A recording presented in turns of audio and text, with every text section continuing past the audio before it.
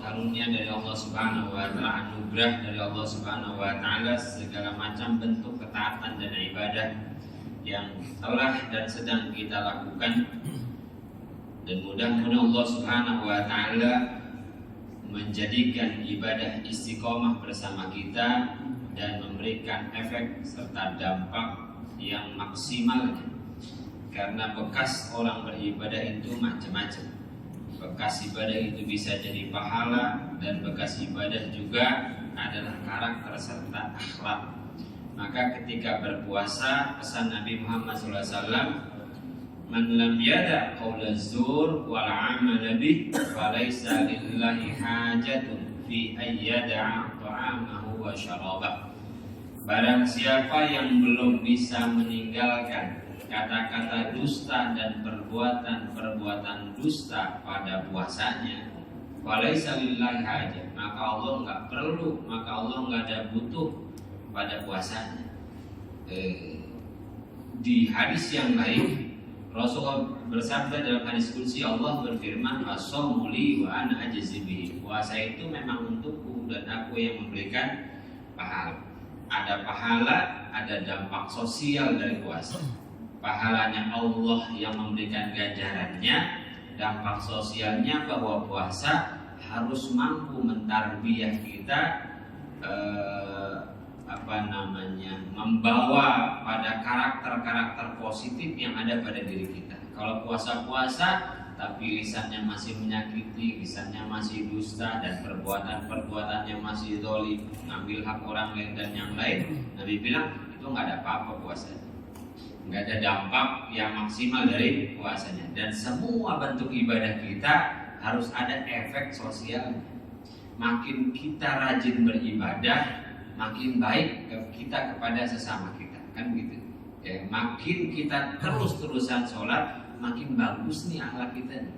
Makin kita terus-terusan baca Quran, maka makin tertata kata-kata kita. Ketika orang benar beribadahnya, ketika orang sampai tujuan dari ibadahnya, maka dengan Allah dia baik, dengan makhluk Allah dia baik. Dengan Allah dia mendapatkan pahala yang besar dari Allah Subhanahu wa taala. Dengan manusia dia makin akur, dia makin bagus, dia makin berukhuwah, dia makin menyayangi, dia makin mau khidmat, dia makin mudah memaafkan, dia makin mudah mengerti, dia makin mudah mengalah. Itu efek ibadah. Ini yang kata Allah Subhanahu wa taala, in ahsantum ahsantum li anfusikum. Kalau kalian berbuat kebaikan, kebaikan itu balik kepada diri kamu sendiri. Makin kita berpuasa, makin gak egois kita, makin gak banyak syahwat yang liar pada diri kita. Karena tadi kata Nabi, walaysa lillahi hajat, Allah gak perlu puasa orang kayak gitu. Jadi gak bernilai di sisi Allah Subhanahu wa taala. Mudah-mudahan sampai ibadah kita kepada tujuan atau karakter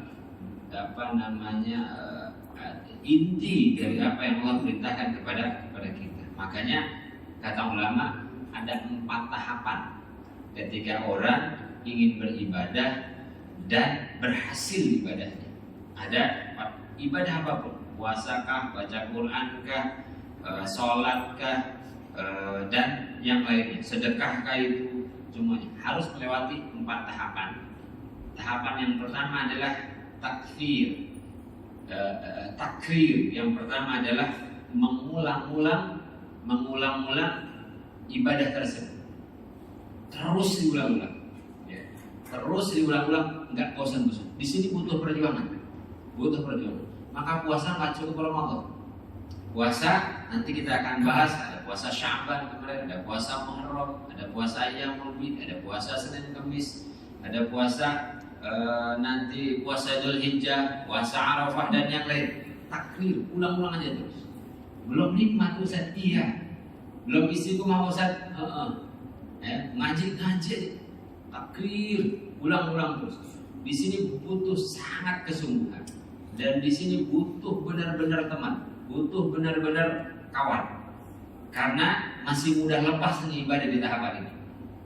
Sekali kita bersedekah, 2 kali kita bersedekah, 3 lupa, 4 lupa.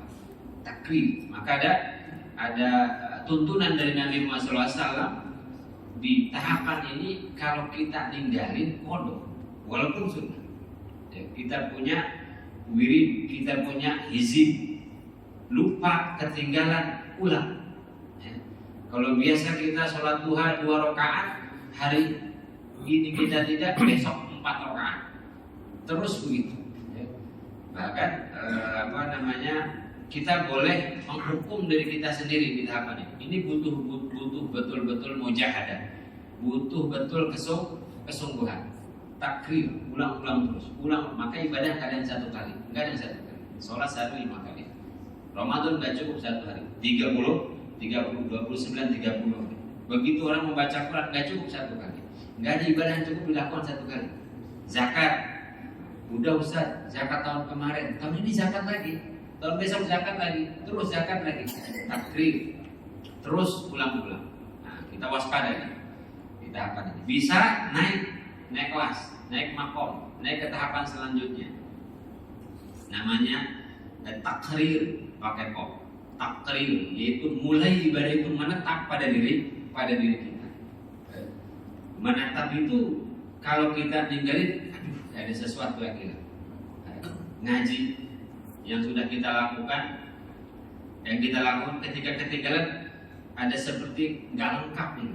Sholat dan yang lain sudah menetap menjadi amaliyah kita. Kalau baca Quran itu, kalau hafal Quran itu sudah otomatis, sudah otomatis kayak Al-Fatihah, udah nggak pakai mikir lagi. Ada yang mikir baca Al-Fatihah? Enggak, anaba banyak banget mikirnya. Banyak banget mikirnya. Ini sudah takdir, sudah menetap, tapi belum jadi karakter, belum. Masih agak goyang-goyang gitu. Kemudian naik di tahapan yang ketiga, makom yang kelas yang ketiga dari satu ibadahnya. Dia akan ada ta'thir, ada bekasnya. Nah, ini mulai jadi karakter. Ada bekasnya. Ahli puasa, ahli Quran, ahli sedekah, ada sudah mempengaruhi karakter kita, bahkan dalam bermuamalah. Kalau orang udah biasa puasa, begitu ketemu makanan, udah nggak banyak lagi makannya. Udah mulai makan apa aja jadi. Udah nggak marah-marah lagi soal makanan. Sudah ta'thir, udah membekas. Bukan bekas-bekas zahir, bukan, ya. Kurus banget. Ya. Wah, ini bekasnya kurus ya. Kurang gizi mungkin. Ya. Ini ta'thir, membekas. Kalau wirid ya sudah ada bekasnya pada diri. Puasa begitu, sholat begitu, sedekah juga begitu. Kalau orang udah takdir dalam sedekah itu nggak betah aja. Kalau pegang sesuatu terlalu banyak, maunya bantu aja sudah. Udah nggak tega lihat orang itu satu. Walaupun di jalan, walaupun sekilas. Ini takdir, udah ada bekasnya, udah berkarakter, udah istiqamah, udah menjadi kebiasaan dan sudah ada bekas pada dirinya. Di yang keempat baru tanwir. Yang keempat adalah ada nur. Ibadah itu akan menciptakan nur. Nur itu apa Ustaz? Serem. Bercahaya wajahnya. Enggak. Nur itu artinya seperti cahaya nih, berdampak kepada lingkungannya, berdampak kepada orang lain. Begitu orang duduk sama dia, orang pengen ikutan baca Quran. Orang dekat sama dia pengen ikutan berpuasa. Orang dekat sama dia pengen ikutan ngaji. Orang dekat sama dia pengen ikutan sholat, pengen ikutan sedekah. Nawwaro yunawwiru, sudah menerangi sekitarnya. Maka kita disuruh duduk-duduk sama ulama, orang-orang soleh yang sudah bercahaya, orang yang sudah punya nur, orang yang sudah kita melihatnya aja, ya Allah, kalau melihat orang-orang soleh bahwa dilihat wajahnya pengen sholat, pengen ambil wudhu, baru belum ngomong nih tapi kok ada mamat ya, kok tenang amat ya, kok enak ya, orang nyaman duduk bersama. Jadi amalia yang sudah tanwir, sudah bercahaya, memberikan efek kepada orang lain, sudah berdakwah dengan kehadirannya. Kalau ulama itu disebutnya hukama, bukan kibar lagi. Kibar itu ulama besar. Tapi kalau hukama itu hadirnya dia di satu tempat sudah memberikan hikmah, sudah memberikan dampak. Pernah kita lihat orang datang, ya Allah tenang amat ya, hadir doang padahal biasa-biasa aja, pakaiannya biasa, ya, duduknya juga kadang nggak mau di depan, tapi hadirnya ada dampak lain di tanwir. Dari setiap ibadah kita kudu nyampe nih, kudu nyampe ke tahapan yang keempat ini. Yang pertama takrib, ulang-ulang terus, jangan bosan, jangan bosan. Ya. Kadang ada goyangnya Ustaz, kadang semangat betul, kadang kurang. Ya memang begitu. Ya si dua yang terus. Kadang bertambah, kadang berkurang. Tapi seringnya berkurang. Maka butuh saling menasehati, saling mengingatkan, saling mengajak. Yang kedua, takrir sudah tetap jadi satu kebaikan. Yang ketiga, ta'khir sudah berbekas. Yang keempat, tanwir, ya, sudah berdampak ke yang lain. Kan mudah-mudahan kita puasa kita sampai puasa, kita bicara puasa terus, kan? Jangan berhenti puasa. Setelah Ramadan nanti ada puasa yang lain. Hadirin yang dirahmati Allah Subhanahu wa taala, kemarin sudah kita bahas puasa Ramadan, sudah kita bahas puasa sunnah Muharram, sunnah Sya'ban, dan sunnah puasa-puasa bulan Hurum. Dalil-dalil ijmalnya, dalil-dalil yang memayungi ya, puasa-puasa sunnah di waktu-waktu tersebut. Sekarang babu fadli shaum wa ghairihi, keutamaan tentang anjuran berpuasa, wa ghairihi, dan amalan-amalan selain amal puasa, fil ashril awal, di 10 yang awal min Dzulhijjah, dari bulan Dzulhijjah. Jadi sekarang kita bulan Ramadan, besok bulan Syawal, habis Syawal Dzulqa'dah, habis Dzulqa'dah Dzulhijjah. Dzulhijjah itu artinya kemarin Dzulhijjah itu orang haji. Kalau Dzulqa'dah artinya orang duduk-duduk. Maka orang Arab itu kalau sudah Dzulqa'dah nggak kemana-mana, karena persiapan untuk haji. Maka namanya Dzulqa'dah. Kalau Dzulhijjah orang haji, namanya, atau kita biasa nyebutnya bulan haji. Di bulan Dzulhijjah ada apa di bulan Dzulhijjah? Ya, ada apa di bulan Dzulhijjah? Yang pertama bahwa Dzulhijjah min ashhuril hurum, masuk ke keutamaan hadis yang kemarin bahwa Dzulhijjah ada satu di antara bulan yang dimuliakan oleh Allah. Dzulhijjah, Dzulqa'dah, Dzulhijjah, Muharram, Rajab. Yang kedua dirinci lagi oleh Nabi, dijelaskan lagi oleh Imam An-Nawawi kepada kita bahwa yang kemarin dibilang Ashhurul Hurum Dzulhijjah ada kekhususan lagi, ada fadilah lagi di hari-hari tertentunya. Di hari-hari tertentu, yakni hari tanggal 1 sampai dengan tanggal 10.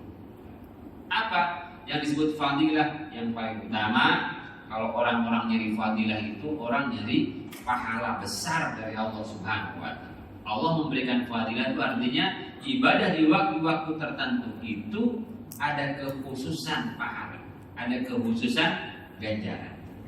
Ya. Ini 10 hari bulan Dzulhijjah, tanggal 1 sampai tanggal 10, utama puasa dan utama amalan-amalan yang lainnya. Hadisnya an Ibnu Abbas radhiyallahu anhuma, dari Abdullah bin Abbas semoga ridho kepada keduanya. Qala, berkata Abdullah bin Abbas, qala Rasulullah, telah bersabda Nabi Muhammad sallallahu alaihi wasallam, ma min ayyamin, tidak ada satu hari pun. Artinya hari-hari ini al-amalus soleh, amal-amal soleh, fiha, di dalam ayyam, di dalam hari-hari tersebut, ahabbu ilallah, paling dicintai oleh Allah Subhanahu wa taala. Kalau cinta itu udah nggak mikirin balasan. Kalau cinta itu sudah semuanya diberikan. Jadi orang-orang yang beramal di hari-hari tersebut berpeluang mendapatkan mahabbatullah, berpeluang mendapatkan kecintaan dari Allah Subhanahu wa ta'ala. Begini, kita melaksanakan ibadah yang fardu membebaskan kita dari siksa neraka. Ini besar banget. Apapun fardu itu, ya. Apapun dari kewajiban yang Allah berikan kepada kita, membebaskan kita dari siksanya dan memasukkan kita ke dalam keridhoannya. Itu ibadah fardu. Tetapi ibadah-ibadah sunnah akan menjadikan Allah memberikan cintanya kepada seseorang lebih daripada itu, ya. Tapi kan harus melewati yang pertama tadi dulu, yang fardu dulu. Setelah melakukan yang fardu, terus-terusan melaksanakan yang sunnah sampai kita dicintai oleh Allah Subhanahu wa ta'ala. Kayak orang mungkin naik kelas, semua naik kelas, 99 naik kelas. Tapi ada satu murid yang disenengin oleh gurunya karena ketaatannya, karena kecerdasannya, karena yakinnya. Pasti kedudukannya beda. Kenapa? Dia bukan hanya lulus tapi disenengin oleh gurunya. Ya. Di mahabbatullah. Dan penting sekali kita berpikir beribadah ini untuk mendapatkan mahabbah, kecintaan dari Allah Subhanahu wa ta'ala. Maka kata Imam Nawawi, orang beribadah itu ada tiga model.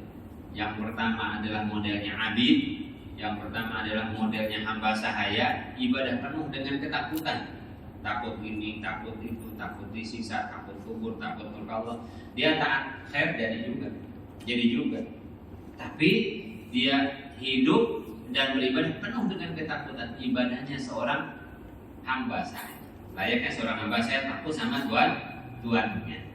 Gimana? Kaku hubungannya dengan Tuhan. Kaku. Ya. Yang kedua adalah model ibadah yang at-tujar, at-tajir, model pedagang. Ibadahnya untung rugi, ya. Kalau sekian pahalanya sekian, nggak masalah juga karena Allah menjanjikan itu, ya.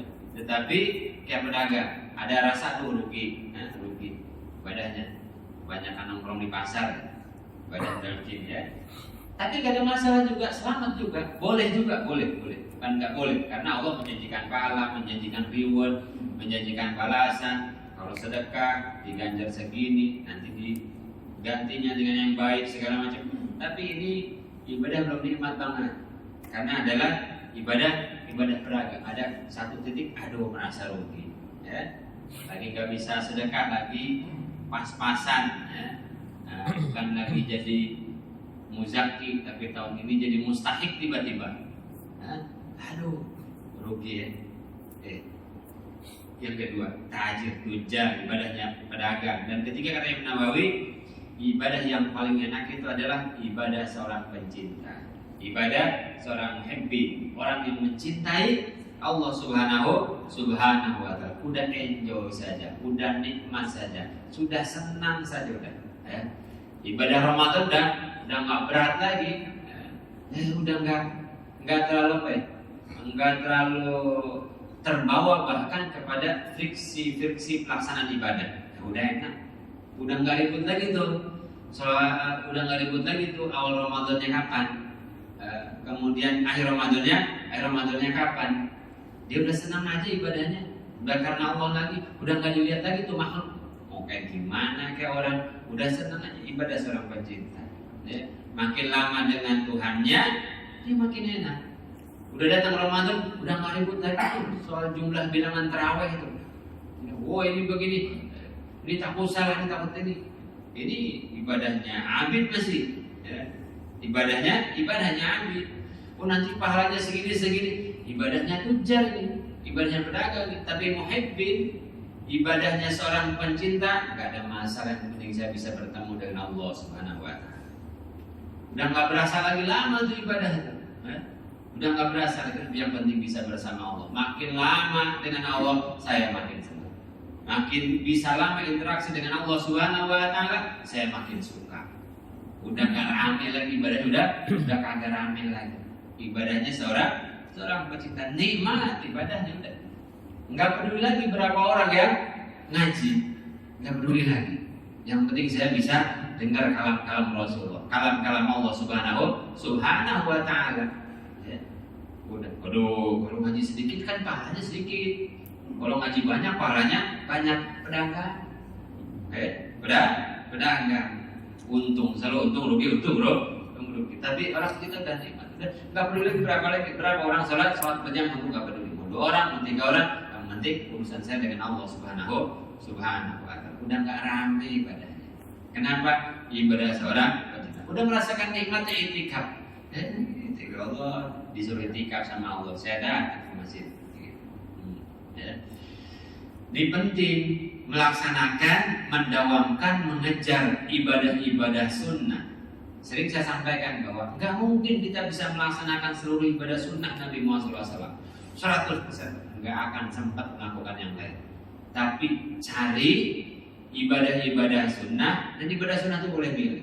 Ibadah sunnah itu boleh milih. Karena yang dilakukan mendapatkan pahala, ditinggalkan tidak menjadikan dosa. Saya mah senangnya baca Quran, udah jadi ahli Quran, jadi penghafal Quran. Mungkin ibadah yang lainnya berkurang, karena dia mulazamah terus-terusan baca Quran, menjaga Quran, dia nggak kerja banyak, mungkin dia nggak jadi ahli sedekah, nggak jadi ahli sedekah karena nggak punya uang banyak, tapi Quran yang dipegang. Jadi ahli ibadah baca Quran, tilawah atau hafal Quran. Ustaz, kalau baca Quran mah bisa sih, tapi saya mah orang pekerja, orang pekerja, nggak bisa tuh kayak tetangga sebelah yang mulazamah Quran 4 hari hatam, seminggu hatam. Saya mah kerja jam 9, jam 5, di jalannya 3 jam, jalannya 4 jam, nggak bisa kayak gitu. Kerja, apalagi usaha, mana lagi rame ini jualan korma, jualan baju lagi rame nih. Kerja di mall, lagi rame, repot urusannya, nggak bisa. Terus punyanya apa? Punyanya harta, sedekah deh. Ente mah jadi ahli sedekah. Orang ditakdirkan oleh Allah Subhanahu wa Ta'ala pintar nyari duitnya, nggak pintar baca Qurannya enggak, tapi pintar nyari duit, jadi ahli sedekah. Udah, yang hafal Quran tadi, ada yang nanggung, ente baca Quran aja. Ada yang bikinin pondoknya, bahkan ana yang beliin berasnya, ente baca Quran juga. Ahli sedekah, bisa jadi juga mendapatkan mahabbatullah karena sedekah. Ustaz, saya nggak pinter ngaji, saya juga pinter usaha, nggak pinter usaha, gagal mulu usaha. Kerja bosan kan? 3 hari sekali pindah kerja. Kerja apa itu? Pokoknya urusan dunia kayaknya Allah memang mentakdirkan saya pas-pasan saja lah. Tapi saya berusaha juga, terus gimana? Cari yang lain, puasa, ahli puasa itu cocok Ustaz saya kalau ahli puasa. Karena emang susah dari kecil. Kalau yang lapar kuat, ya sudah ahli puasa aja, puasa Daud, puasa Ayamun bin udah. Mahabbah Allah diraih dengan puasa. Ada yang senangnya wirid, ada yang biar. Ya. Makanya sering saya bilang orang itu jangan memaksakan ibadah khusus yang sunnah harus sama dengan kita. Punya amalia masing-masing, nggak bisa. Allah nggak bisa melaksanakan sunnah Nabi 100% semuanya. Dia ahli sedekah, dia ahli, dia hafal Quran, dia ahli tafaqquh fiddin, dia ngajar juga. Orang kan hati-hati keserakahan juga. Yang harus jadi pengusaha dia, yang harus jadi ulama dia, yang harus jadi penguasa juga dia. Besok bengek dalam itu, atau terjerat kasus dan yang lain, nggak bisa. Ambil sunnah ya, yang bisa kita kerjakan, yang kira-kira cocok lah sama kita, gitu ya. Orang jadi ustaz, orang jadi ulama, harus siap nggak kaya, harus siap tidak kaya. Kalau kaya jadi ulama, ya kecelakaan aja. Ya. Ini jadi ulama juga harus kaya juga, harus ustaz udah hebat nih, udah jadi ulama nih, tinggal jadi umarohnya nggak usah pilih masing-masing, gitu ya. Tujuannya adalah mendapatkan mahabbatullah dengan ibadah-ibadah sunnah tersebut. Nah, Di antara ibadah sunnah di hari-hari yang 10 itu. Ya, yakni min hadhil ayyam. Enggak ada deh ibadah yang paling disenangi oleh Allah daripada ibadah-ibadah yang dilakukan di 10 hari. Yang mana 10 hari itu? Yang mana 10 hari itu? Yakni kata Nabi ayyamil ashr, yakni hari yang 10. Mana hari yang 10 itu? Kan gitu, ya. Yang 10 itu mana yang dimaksudkan oleh Nabi? Hari yang 10 yakni ashril awal min Dzulhijjah. Jadi 10 hari awal bulan Dzulhijjah. 1 2 3 4 5 6 7 8 9 10. Ada apa di situ? Ya. Ada apa di situ? Kita urut dari tanggal 10-nya. Tanggal 10-nya itu ada Idul Adha, ada ibadah kurban. Nah, ada ibadah kurban. Kemudian ada ibadah haji tanggal 10. Maka yang berangkat haji boleh kurban utama dan melaksanakan haji. Yang tidak berangkat haji potong hewan kurban. Ini juga harus diulang. Bisa ingat sedikit itu soal kurban. Orang suka bilang, Pak, kurban tahun ini udah pernah. Udah pernah. Nah, ibadah kurban itu berulang-ulang terus. Setiap tahun nabung, setiap tahun potong. Gak ada bukan kewajiban kayak akikah. Nah, kayak akikah. Punya anak, akikah sekali beres. Kurban ulang-ulang terus. Haji yang bisa. Mudah-mudahan tahun ini bisa haji. Mudah-mudahan tahun ini bisa haji. Yang sudah daftar, yang belum daftar mau haji dari mana, main amin aja. Daftar dulu, baru berangkat. Ya. Haji, kemudian kurban. Tanggal 9-nya itu, tanggal 9 adalah hari Arafah. Hari Arafah ini, Pak, ulama menyebutnya hari Muhammadiyah. Yani harinya Nabi Muhammad, harinya umat Nabi Muhammad Sallallahu Alaihi Wasallam. Asyura harinya Nabi Musa, harinya Nabi Musa. Maka nanti kita akan lihat pahalanya bedanya Arafah dengan Muharram. Pahalanya 2 kali lipat. Karena ini hari Nabi. Haji Arafah. Haji itu adalah Arafah. Yang berangkat haji wukuf di padang Arafah. Yang enggak berangkat haji puasa Arafah. Yang enggak berangkat haji puasa Arafah. Ustaz, yang saya lagi berangkat haji, pernah ada yang nanya, saya puasa Arafah apa enggak nih? Puasa Arafah apa enggak? Ada 2 khilaf di antara ulama, tapi kebanyakan yang menghukumi makruh. Kalau mau puasa sah, tidak haram, tapi hanya mengatakan makruh. Sebagian mengatakan enggak makruh, jadi sesuai kekuatannya aja. Terus ke bawahnya amalan puasa tuh dari tanggal 1 sampai dengan tanggal 9. Tarwiyahnya kayak mau apanya kayak. Kenapa? Itu amal-amal luar biasa dilakukan di hari-hari tersebut. Kalau amal-amal itu ditanya para sahabat, ya Rasulullah, amal hebat banget di hari-hari itu. Iya kata Nabi. Walal jihadu fi sabilillah. Bagaimana ya Rasulullah kalau dibandingkan pahalanya dengan para jihad di jalan Allah Subhanahu wa taala? Jihad mengorbankan harta, mengorbankan nyawa, berperang di jalan Allah Subhanahu wa taala. Perang dibandingkan dengan perang. Apa taruhannya perang? Nyawa. Ini dibanding dengan jihad fisabilillah. Bagaimana? Di compare ibadah yang dilakukan di 10 hari itu dengan jihad fisabilillah. Kita suka teriak-teriak jihad. Jihad. Gimana tuh? Qala bersabda Nabi walal jihadu fisabilillah. Meskipun dibandingkan dengan jihad fisabilillah. Di sini tidak menafikan hadis ini soal kewajiban jihad. Enggak. Ya. Kalau gitu pas sudah jihad, amalan aja di 10 hari ini. Biarin aja. Enggak. Artinya jihad itu tidak bisa dilakukan di setiap tahunnya. Ya. Hati-hati nih, main jihad aja. Ya. Jihad itu ada syarat dan ketentuannya. Kalau sudah dikata ulama jihad fisabilillah, kata pemimpin penguasa jihad fisabilillah, jihad. Tapi ibadah itu nggak bisa kita lakukan sering, nggak bisa, hanya sesekali saja. Dan belum tentu sekarang kita punya kewajiban jihad berperang di jalan Allah Subhanahu wa Ta'ala. Tapi ibadah-ibadah ini bisa kita lakukan setiap tahunnya, gitu, ya. Latihan dulu kalau mau jihad, ya. Semua orang jihad, umat Islam ditarbiyah oleh Nabi. Latihan perang, latihan kata Nabi, alimu auladakum rimayah wasibaha. Ajarkanlah anak-anak kalian memanah dan berenang, berkuda dan yang lain harus dilatih. Nggak tiba-tiba teriak jihad aja, nggak punya keahlian jihad, mati betul. Ya, harus latihan. Wala jihad fi sabilillah. Bahkan lebih besar daripada pahalanya jihad fi sabilillah. Yang mana? Puasa, kemudian haji, kemudian tadi kurban. Masya Allah, korban itu nanti kita bulan Dzulhijjah itu. Korban itu pahalanya itu tiap tetes darahnya menghapuskan dosa kita.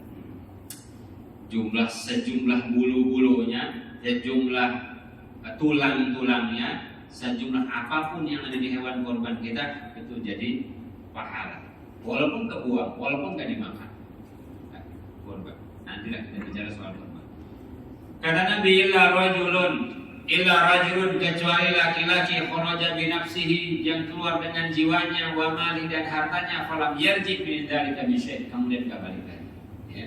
Jadi orang yang berjihad dia bawa hartanya, bawa jiwanya kemudian meninggal di peperangan tersebut. Itu aja yang bisa menang. Yang lainnya, yang jihad bisa balik lagi, yang jihad hanya dengan hartanya saja, yang jihad hanya dengan jiwanya saja, itu nggak bisa menandingi. Karena orang jihad itu macam-macam. Ada orang jihad dengan hartanya saja jihad, orangnya enggak. Nah, ada orang yang jihad dengan jiwanya saja, dia nggak punya harta. Ya. Ada orang jihad, dia punya harta, dia juga bawa jiwanya. Nah, itu yang bisa nanti. Dan itu nggak balik lagi, nggak balik lagi. Artinya zaman dirahmati Allah Subhanahu wa Ta'ala, 10 hari Dzulhijjah nanti itu luar biasa. Bahkan ulama ahli tafsir menafsirkan bahwa ayat wal fajri walayalin asyr, demi waktu fajar walayalin asyr, dan hari yang ke-10 yang dimaksud adalah 10 malam Dzulhijjah. Ya. Dan ayat wa wa'adna Musa 30 lailah wasmamnaha bi'ashrin, dan kami menyempurnakannya dengan 10 malam. 10 malam itu adalah 10 malam Dzulhijjah. Maka nanti di Dzulhijjah sungguh-sungguh kita puasa. Dan Allah memilih ada beberapa 4 yang utama. Ada beberapa 4 yang utama yang Allah memilih keutamaan dibanding yang lain. Allah memilih 4 bulan. Allah memilih 4 bulan, yakni bulan Dzulhijjah, Dzulqa'dah, Dzulhijjah, Muharram, dan Rajab. Ini 4 bulan yang dipilih oleh Allah Subhanahu wa Ta'ala. Apapun yang dilakukan di bulan pilihan itu utama. Kemudian Allah memilih 4 hari yang utama. 4 hari yang utama, yakni hari Jumat, hari Arafah, hari Idul Adha, dan hari Idul Fitri. Jadi 4 hari yang dipilih oleh Allah memiliki keutamaan. Allah memilih 4 wanita yang utama. Allah memilih 4 wanita yang utama. Siapa saja itu? Maryam binti Imran, ibu dari Nabi Isa alaihissalam. Yang kedua Khadijah binti Khuwailid. Yang ketiga adalah Asiyah binti Muzahib, istrinya Fir'aun. Ya. Yang keempat Fatimah Zahra binti Muhammad. Itu yang utama. Di antaranya yang dimiliki Allah bulan Dzulhijjah. Begitu datang bulan Dzulhijjah, sungguh-sungguh kita bisa meraih kesungguhan itu, kita bisa beribadah di situ ketika kita mengorbankan yang lain. Kita mengorbankan yang lain. Orang tanya, Ustaz bagaimana bisa sungguh-sungguh kita di Ramadan korbanin sedikit yang lain, korbankan sedikit yang lain. Bulan Dzulhijjah korbankan sedikit yang lain. Nah, orang-orang pun melihat, pertama orang dikasih tahu oleh Allah Subhanahu Wa Taala, ya, jadi dikasih ilmu, keutamaan. Mau ngambil apa enggak itu adalah pilihan. Mau ngambil atau enggak itu adalah pilihan kita. Kayak Ramadan, ada orang biasa-biasa aja Ramadan. Ramadan biasa aja, kayak nggak terjadi apa-apa. Ini mungkin ilmunya sudah nyampe tapi Allah tutup hati.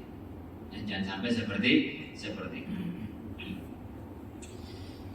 Kata Imam Nawawi, kalau kita tahu satu ilmu, kemudian gugurkanlah dengan melaksanakannya walaupun hanya satu kali, walaupun hanya dengan sedikit. Dzulhijjah nanti kita niatkan amal.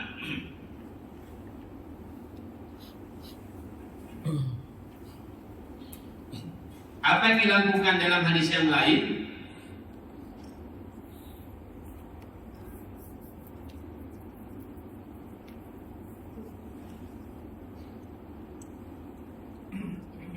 Rasulullah bersabda, "Fakiru fihinna minat tahlil."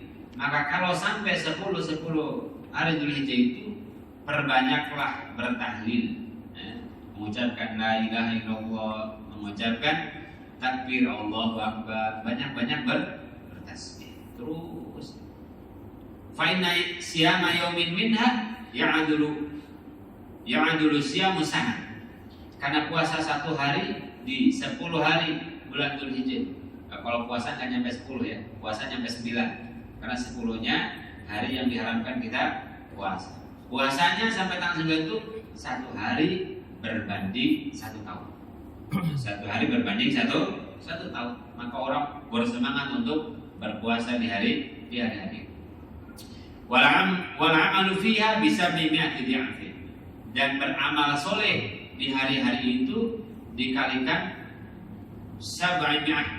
700 kali lipat. Semua amal soleh yang dilakukan di 10 hari bulan Dzulhijjah.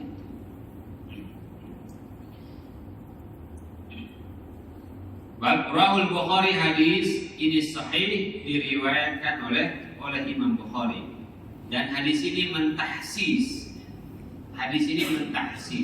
mengkhususkan lagi dari dalil yang umum, yakni puasalah kalian di bulan-bulan haram, bulan perintah Nabi yang umumnya. Ditahsis lagi oleh hadis ini, yakni lebih khusus lagi tanggal 1 sampai 9 bulan Dzulhijjah.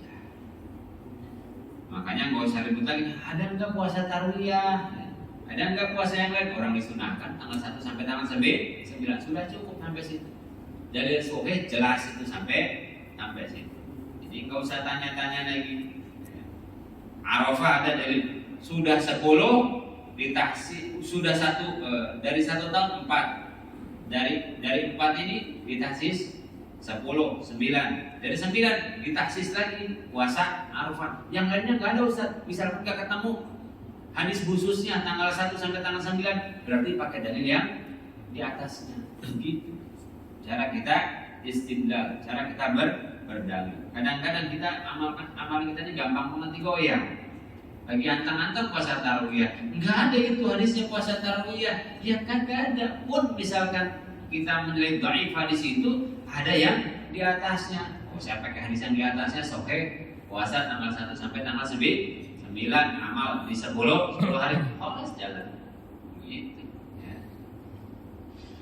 Babu fadli shaumi yaumi Arafah wa Asyura wa Tasu'a. Khusus lagi nih, khusus lagi. Yani keutamaan puasa di hari Arafah. Hari Arafah, yakni puasa tanggal 9 Dzulhijjah. Ya. Berarti utama banget tuh. Ya. Sudah makin detail. Khusus tuh makin detail dalilnya. Wa Asyura, dan puasa Asyura. Puasa Asyura itu puasa tanggal di hari ke-10 bulan Muharram. Dari kata Asyrun, kemudian jadi Asyura ke-10. Dari kata Tis'un menjadi Tasu'ah ke-9. Jadi nggak serem-serem banget. hari Asyura nih, karena ada oknya jadi serem kita. Ya, jadi kata Asyura jadi Asyura, jadi Tisun jadi Tasu'ah, artinya ke-9, ke-10, ke-8 gitu. Nah ke-9 Tasu'ah, yakni hari ke-9 dari bulan Muharram. Puasa Tasu'ah namanya. Kadang-kadang kita ribet oleh istilah. Nggak ada puasa Tasu'ah dalam hadis ini. Yang nggak ada yang disebutkan adalah yauman qabla atau yauman ba'da, satu hari sebelum, satu hari setelahnya gitu. Ya. Kemudian diistilahkan oleh para ulama menjadi puasa Tasu'ah. Hadisnya yauman qabla, satu hari sebelum tanggal 10 ya 9. Puasa di tanggal ke-9 namanya Tasu'ah. Sampai muter-muter cari hadis yang lafadznya Tasu'ah, kagak ada. Enggak ada. Kayak tadi puasa Tarwiyah, enggak ada. Karena Tarwiyah itu artinya ngisi air. Kudu puasa ngisi air. Kan repot. Mana baru belajar bahasa Arab, ngisi air apa nih maksudnya? Jadi orang mau berangkat ke Padang Arafah itu pada ngisi air, bawa air, karena dulu di Padang Arafah susah, maka disebut hari Tarwiyah. Ya. Makanya kan ibadah-ibadah itu jangan dimusyawarahkan.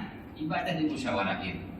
Ibadah mah ditanya sama ahlinya, jangan dimusyawarahkan. Mending yang musyawarahnya ngerti, yang musyawarahnya kagak ngerti, akhirnya ibadah dipoting.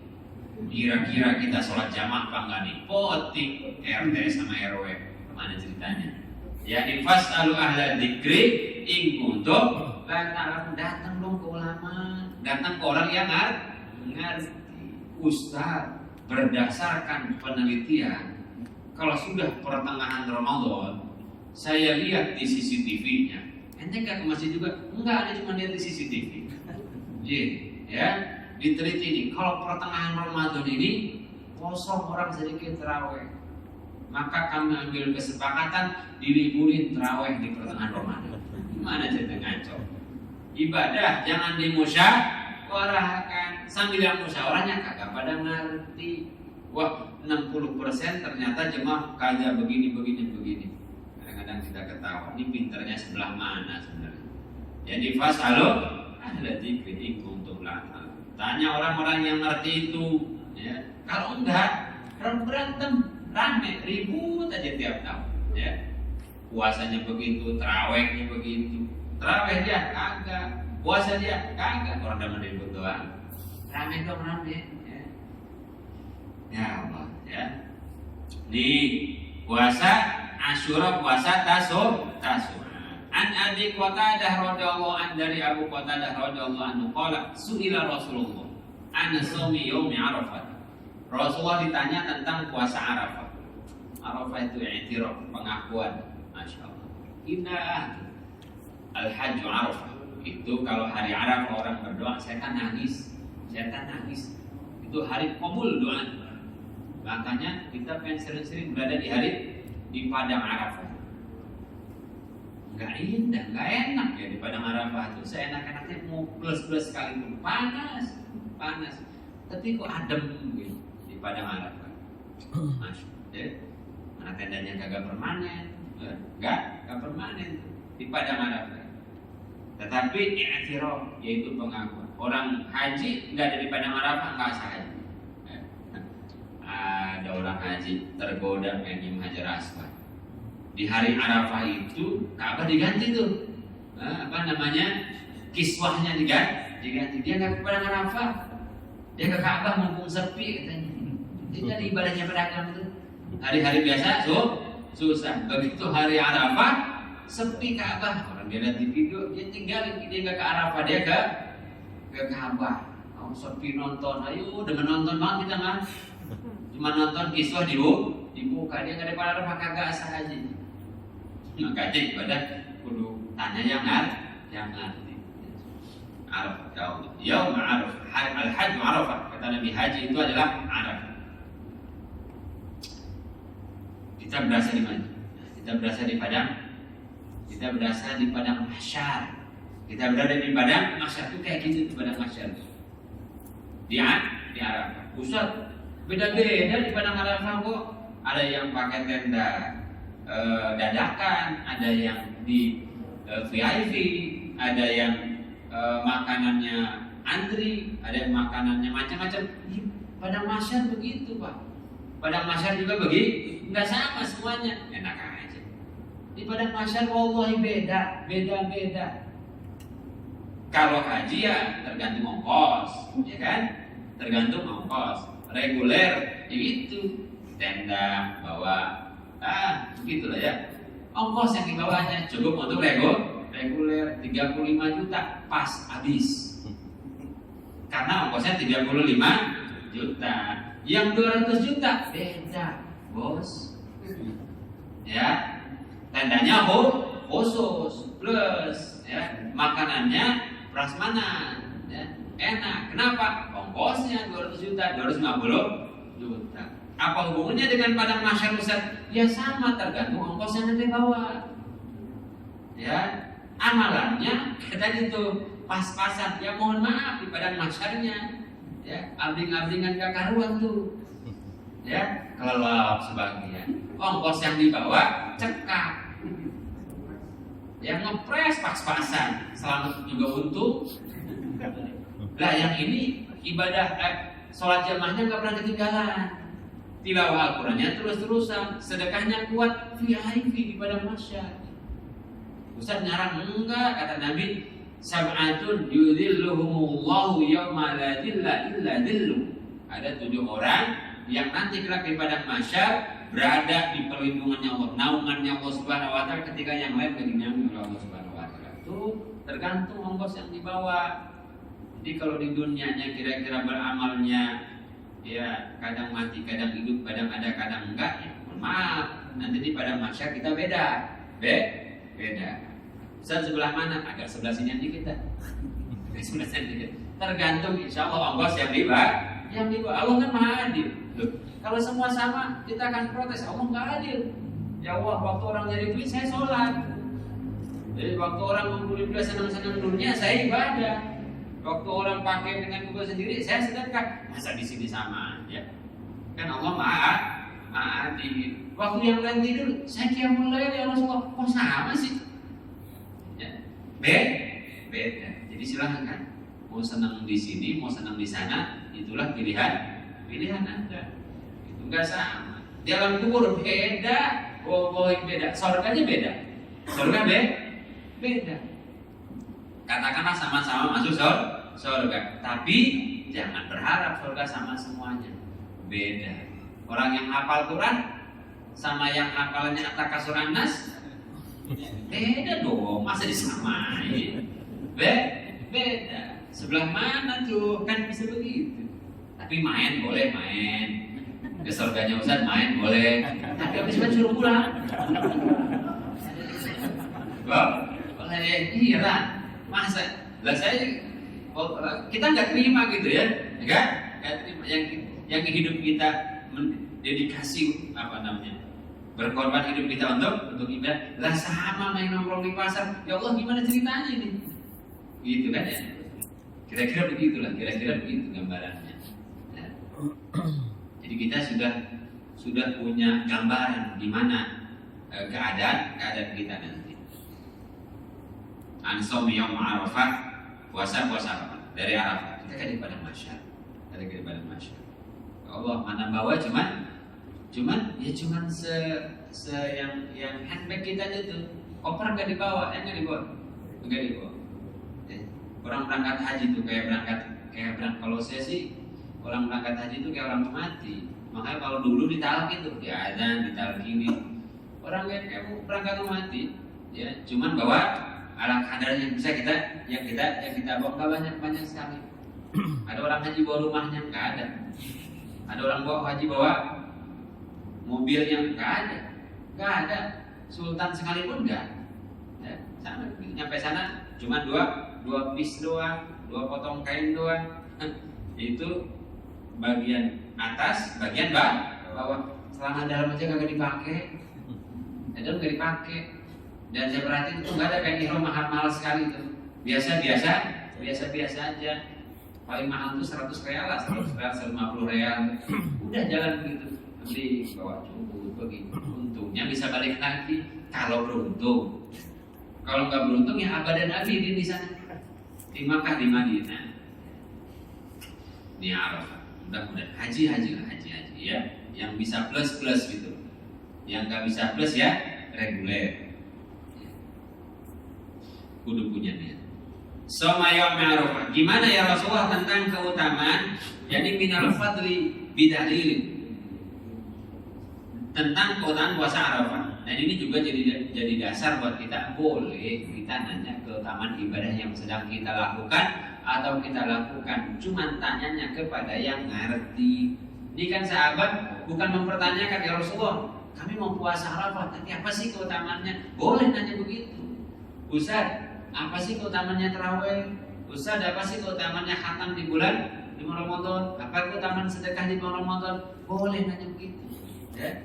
Karena orang belajar itu boleh nanya. Kalau ada pengajian yang nggak boleh nanya, ya sadis gurunya atau ilmunya pas-pasan, kagak terima pertanyaan. Ya, boleh nanya dan santai aja. Kalau saya boleh nanya, kalau saya tahu saya jawab, kalau saya nggak tahu ya saya tanya guru saya, beres. An-Sami Arafah, gimana keutamaan puasa Arafahnya Rasulullah? Qala, kata Nabi, yukaffiru as-sanatal madiyah, yakni menghapuskan dosa 1 tahun yang telah lalu, wal baqiyata, dan 1 tahun yang akan datang. Ini jangan senang-senang banget. Hadis ini yakni menghapuskan dosa 1 tahun yang lalu, 1 tahun yang akan datang, minas sogoir, dari dosa-dosa kecil, ya, bukan minal kabair. Dosa ada 2, ada dosa kecil, dosa besar. Mana dosa kecil? Mata yang nggak sengaja melihat yang haram, telinga yang nggak sengaja mendengar yang haram, ya.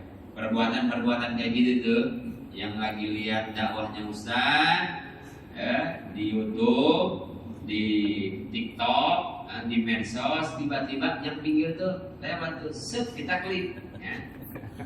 Yang goyang-goyang gak karuan itu, kok lamaan nonton itu daripada nonton Ustaz. Ya, ini minas sogoir. Aduh, astagfirullahaladzim, ya. Geser lagi ke sebelah, ya.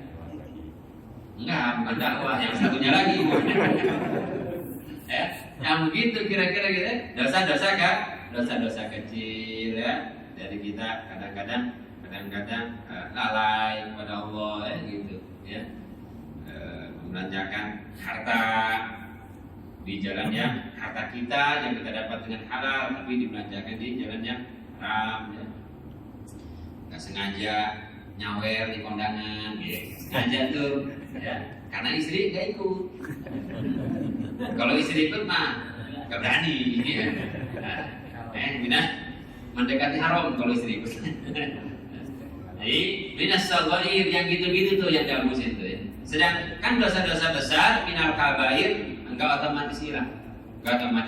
Dosa zina yang butuh tobat khusus, dosa syirik, dan hati-hati nih, dosa kepada sesama manusia, makhluk Allah, itu minal kabair kalau saya nyebutnya, karena butuh tobat dengan cara yang khusus.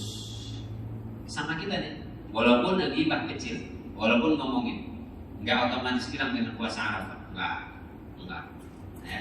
Harus minta maaf, utang minal kabair. Udah beres utang saya, Ustaz, kenapa udah puasa Arafah? Enggak ngaruh, ya. Jadi minal kabair.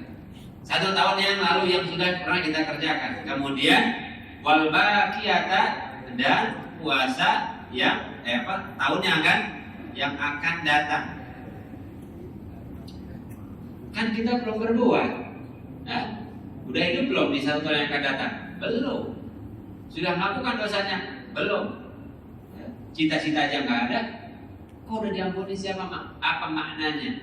Yang pertama, kata ulama, al-ismah, yakni Allah jaga dari perbuatan-perbuatan dosa di 1 tahun yang akan datang. Yang kedua, pengertiannya adalah maghfurun in waqa'a. Ya, ini ketika kita melakukan udah dihapus oleh Allah Subhanahu wa taala. Kayak punya deposit gitu, ya. Enggak sengaja melakukan satu dosa, udah dihapuskan oleh Allah Subhanahu wa taala. Kadang-kadang kan memang ada dosa-dosa kita enggak sengaja ngelakuinnya, ya. Enggak sengaja melalaikan sholat, tapi keasikan kita untuk kerja, keasikan kita untuk bermain, masih sholat, ya. Ini enggak sengaja, ya Allah, buru-buru istighfar. Nah, puasa Arafah efeknya 2 tahun. Puasa Arafah efeknya 2 tahun. Jadi 1 tahun ke belakang, 1 tahun ke depan. Itu kita lakukan setiap tahunnya, maka akan terus-terusan seperti itu. Yang tadi saya bilang bahwa ketika kita sudah menetap amalia itu pada diri kita, maka akan menjadi karakter. Terus-terusan. Arafah ini puasa. Ustaz, kadang-kadang hari Arafahnya beda. Ya. Saya sama teman saya beda nih hari Arafahnya, jadi bingung, galau. Ya, saya ikut yang mana? Ikut aja satu. Ya. Kadang Idul Fitri Idul Adha berbeda. Udah gak usah bingung-bingung. Tinggal kita ikut yang mana. Kalau saya sih bermazhab saya, cara beragama saya inna dina yusrun, agama itu gampang, mudah, gak usah banyak ribut. Tinggal saya ikut pemerintah. Saya ikut Saudi. Ya. Namanya ijtihad masing-masing, tapi dengan ilmu dan kudu ada yang diikutin, gitu aja. Habis itu udah diem. Dan saya mah Arafahnya sekarang ikut pemerintah karena Idul Adhanya besok, ya. Kalau saya udah Arafahnya kemarin karena hari ini sudah Idul Adha, ikut guru saya yang punya ilmu soal itu. Udah beres. Ya, nggak bakalan kita masuk neraka gara-gara itu. Masuk neraka kamu, kenapa? Puasa duluan. Allah kok tega gitu. Nggak bakalan. Ini yang ego kita aja yang bikin rame sesuatu itu. Neraka kamu, kenapa? Tarawihnya 11. Nggak mungkin. Ya, atau neraka kamu, kenapa? Tarawihnya 23. Mau dari mana coba? Akal kita jernihin supaya bisa mencerna itu. Kan gak mungkin, ya. Masuk neraka pulang duluan. Ketika neraka, ya Allah gitu-gitu amat sih Allah. Gitu aja. Repot gitu aja, ya. Rawahu Muslim, hadis ini sahih diriwayatkan oleh Imam Muslim. Wa an Ibnu Abbas radhiyallahu anhu, dari Abdullah bin Abbas, semoga Allah ridho kepada keduanya, anna Rasulullah, bahwa Nabi Muhammad sallallahu alaihi wasallam shoma yaum Asyura wa amara bi siyamihi. Rasulullah puasa di hari Asyura, yakni hari ke-10 bulan Muharram. Wa amara bi siyamihi, dan Rasulullah memerintahkan dengan puasa. Nih, kadang-kadang kan ada disebut ya, ketika Nabi itu datang ke Madinah. Kemudian di Madinah orang puasa Asyura. Nabi tanya, kenapa mereka puasa? Mereka puasa karena Nabi Musa diselamatkan dari laut, kan gitu ya, orang Yahudi puasa. Maka kata Nabi, puasa kita. Kesannya puasa kita itu ngikutin Yahudi kan? Enggak gitu. Karena Nabi itu sudah puasa Asyura tanggal 10 Muharram di Mekah sebelum ke Madinah. Udah puasa Nabi. Bahkan sebagian riwayat mengatakan sebelum wajib puasa Ramadan, puasa Asyura sudah wajib. Puasa tanggal 10 Muharram itu wajib. Datang Ramadan gak jadi wajib, jadi sunnah. Jadi kita biar gak diledekin sama orang Yahudi. Ente puasa ngikutin aneh kata orang Yahudi. Ya? Enggak. Yang ada adalah Rasulullah sudah puasa 10 Muharram ketika di Makkah. Ketika di Madinah ada yang sama. Ada yang sama. Orang Yahudi puasa juga sih. Gitu. Ya. Kirim Nabi telik sandi. Kirim Nabi utusan. Kenapa mereka puasa? Ya Rasulullah, mereka puasa sama dengan kita karena tanggal 10 juga, yaitu Allah menyelamatkan Nabi Musa dari kejaran Fir'aun. Maka kata Nabi, selisihi mereka. Jangan sama. Jadi puasa sehari sebelumnya atau puasa sehari setelahnya. Enggak, kita ngikutin Yahudi. Justru Rasulullah memerintahkan untuk berbeda. Khalifu, kata Nabi, berbedalah kalau gitu kalian dengan orang khalifu ahlal kitab. Berbedalah dengan ahli kitab kata Nabi. Wasumu yauman qablah atau yauman ba'da. Puasalah satu hari sebelum atau satu hari sesudah. Ya, jadi enggak niru, enggak. Wa amara bi siyamil Rasulullah, memerintahkan perintah ini untuk Nabi, untuk sunnah. Muttafaqun alaih, hadis riwayat Imam Bukhari, Imam Muslim. Wa Nabi Qatadah anna Rasulullah su'ila an siyami yaumi Asyura faqala yukaffiru sanatal madiyah. Nabi ditanya tentang keutamaan puasa Asyura. Apa sih? Sahabat juga ada yang model begitu. Jadi tanya ya Rasulullah, fadilahnya apa? Keutamaannya apa? Kalau kita rahasianya apa? Kata Nabi, puasa itu yukaffiru sanatal madiyah. Puasa 1 tahun ke belakang. Masya Allah. Gimana kita nggak bersih pada Allah? Tahun ke belakang kita dibersihkan dengan puasa. Wa Ibnu Abbas, dari Abdullah bin Abbas, qala Rasulullah la in baqitu ila qabilin, kalau usiaku sampai di tahun yang akan datang kata Nabi, la asumanna tasi', saya akan puasa hari ke-9. Yakni puasa Tasu'ah namanya, tanggal 9 Muharram 10 ya. Kalau enggak sempat 9 karena pas haid, karena pas safar, karena yang lainnya 10 11. Karena tujuan puasa tanggal 9 dan 11 itu adalah untuk berbeda dengan ahli kitab. Maka 9, 10 atau 10, 11. Pas tanggal 12 hari Senin Ustaz, puasa Senin. Pas 13-nya ayamul bid Ustaz, ya udah terus 13, 14, 15 terus.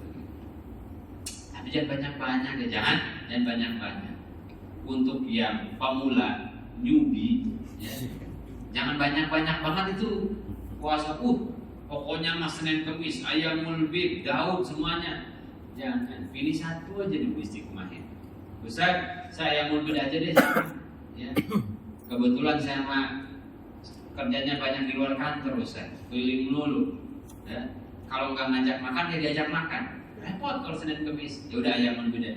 Ayamul bid 3 hari saja. Usahakan di kantor 13, 14, 15 jam lain nggak usah dulu. Bukan nggak boleh, nggak usah dulu. Ustaz saya aman kantor Senin Kamis saja, Senin Kamis saja dulu. Ustaz saya mau udah Senin Kamis, pengen naik Daud, ya Daud aja dulu. Ketemu Senin Kamis nggak usah, Daud aja dulu. Kadang-kadang kita beribadah terlampau bernafsu. Akhirnya sanggupnya ibadah kayak gitu cuma sebulan. Habis itu nggak ada Daud, nggak ada Senin Kamis, nggak ada Yaumid 12 ya, di warteg franchise setiap hari. Kak, ibadah begitu bertahap supaya bisa isi. Rawahu Muslim, hadis riwayat Imam Muslim. Babu babi shaumi sittati ayyamin min Syawal. Besok kita akan lihat rahasia puasa atau dalil puasa 6 hari di bulan Syawal.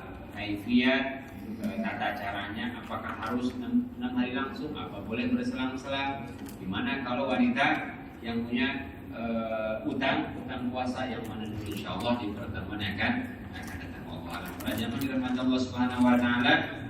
Insyaallah di sini ada kajian, ada pengajian tanggal 23, malam 23, yakni malam Ahad setelah tarawih jam 9. Ini kajian bulanan Mahya Tatasawuf wa Syimatu Ahli. Jadi silahkan mau tarawih di sini boleh, mau tarawih di masjidnya masing-masing. Setelah itu kita ngaji sama di sini bersama Habib Syafiq bin Ali Ridho bin Syekh Bakar bin Salim. Itu salah satu murid dari Sayyid Habib Umar bin Hafid jam 9. Jadi santai ya. Tarawih aja dulu beres baru ngaji. Insyaallah kita sama-sama ngaji di masjid Taqwa sini ya, pada ba'da tarawih. Mungkin kajiannya mulai jam 9 terus dengan acara sambil itikaf boleh, sambil itikaf di sini boleh. Ketua DKM boleh. Sahur bawa masing-masing lah. Kalian aja tiap tahun. Kita ini senang banget dikasih. Masalahnya itu gini, satu lagi nih. Kita ini disuruh oleh Nabi ngasih, bukan dikasih. Teman banget sama gratisan. Al-yadul mulia khairun min yadis sufla. Yang ngasih itu lebih hebat daripada yang dikasih. Jangan senang banget gratis. Aneh yang nyiapin tol gini saya nyiapin tol ini, saya yang nyiapin sahurnya. Teman banget. Saudara takwa gratis. Ya. Terus kemudian membuka juga peluang untuk di pengajian itu insya Allah ada but ada jajanan-jajanan yang mau sedekah, ya, ngasih makan orang yang itikaf ngaji di malam itu satu butuh 500.000. Nah, jadi kenapa begitu Ustaz? Ini usul dakwah, ini cara dakwah. Gimana sih biar orang senang, anak-anak kecil tuh senang? Biarin, itu targetnya emang anak-anak. Target saya tuh anak-anak. Target kita tuh anak-anak biar jajan di pengajian gratis ke depan. Akhirnya anak-anak merasakan environmentnya pengajian. Ya. Tujuan kita sebetulnya anak-anak, tapi yang kumpul di situ ibu-ibu. Yang kumpul ibu-ibu. Tujuan saya tuh anak-anak. Kita ngaji, anak-anak makan. Yang provide ya kita masing-masing, satu jamaah satu booth. Udah jadi masih nyaringan. Terus kemudian karena kita begitu ya, sedekah di masjid 10.000, makan sahur 30.000, ya, belum bayar AC-nya. Coba kita mindset kita dirubah ya nih. Saya pengen ngasih, nanti rezekinya ditambah oleh Allah Subhanahu Wa Taala. Jangan demen banget gratisan, apalagi di masjid. Malu, ya, malu sama mobil yang cicilan 5 tahun. Malu. Nah, itu jadi silahkan hubungi ketua DKM, Pak Didi, Jiwira dan yang lainnya, panitia siapalah di sini, Pak Jojo. Saya mau satu booth 15.000. Mau bawa makanan sendiri boleh. Udah siapin mejanya, saya kasih 500 makanan apa gitu. Silahkan. Supaya ini tujuan saya memang kita cetus sendiri apa biar ingat tuh, biar bisa istiqomah semua ambil bagiannya. Masjidnya istiqomah melaksanakan kegiatan, orang ongkosnya nggak terlalu berat. Gitu. Terusan kita ya, demikian insyaallah malam 23 kita datang sini ya. Ya Rabbana tarafna bi annana tarafna wa annana asrafna lalladha ashrafna fatub alaina tauba taksiru kulla hauba wastur lana al-awrati wa aminir rawati wa firli walidina rabbi wa mauludina wal ahli wal ikhwani wa sairil khillani wa kulli di mahabbah au jiratin au sohbah wal muslimina ajma'a min ya rabbi isma' fatan wajudan mannan la biktisabin minna bil mustafa rasulin na'udhu bi kulli suli bil mustafa rasulin na'udhu bi kulli suli bil mustafa rasulin na'udhu bi kulli suli sallallahu wa sallam rabbi alaihi 'adal habbi wa alihi wa sahbihi idadata syisuhbi walhamdulillahi fil badi wat tanahi subhanallah wa asyhadu an la ilaha illa anta astaghfiruka wa atubu ilaik. Kurang lebih saya mohon maaf. Atlubu minkumul afwa. Assalamualaikum warahmatullahi wabarakatuh.